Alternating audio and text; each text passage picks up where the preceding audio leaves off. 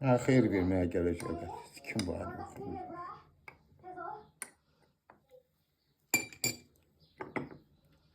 Ah, kuş vururlar ha. Hə. Yadımdan çıxdım ya. Denən elə xanıma da heç də gətirməsin. Yemək satmağa heç də gətirmə. Yadımdan çıxdan arada demək, mənə heç də gətir. Mənim özümün hər şeyimdə var, yemək də pişirəm. Nə pişirdin bu gün? Əminə pişirdi, su pişirdi, greşka. Heç bir şey alıb göndərsə deyiləm. Deyirəm, axşam mən qalınmı? Hə, yox. Başım sakit olsun da. Hə, yaxşıdır, bəs dana. Allahın olsun, çıx getmə evindən işinə. Yox, axşam gələcəm. Gecə 11-də zaten. Hə, yox, lazım deyil, gəlmə. Biraz ise başım sakit Hə, olsun. gəlmə dana, get yenə, qoy sakit durum mən.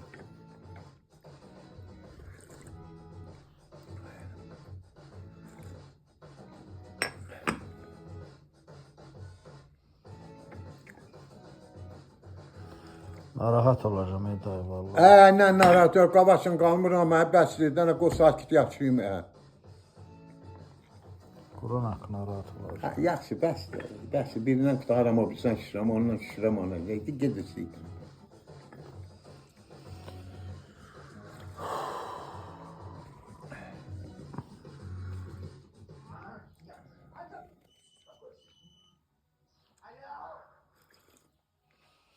Onda ağır heç nə götürmə dayı, qurban olumsa. Valla paraliş maraliş vurar, qalarsan sonra belə.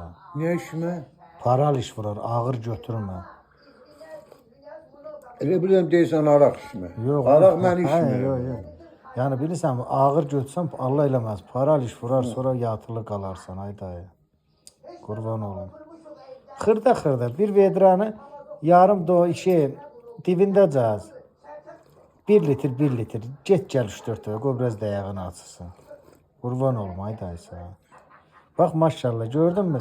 Xəstə nətər yatırdın yəni. Yadındadırmı? Deyirdim necə qutarım, yaxşı olum. İndi şükür yaxşısan. Eşidirəm, buyur.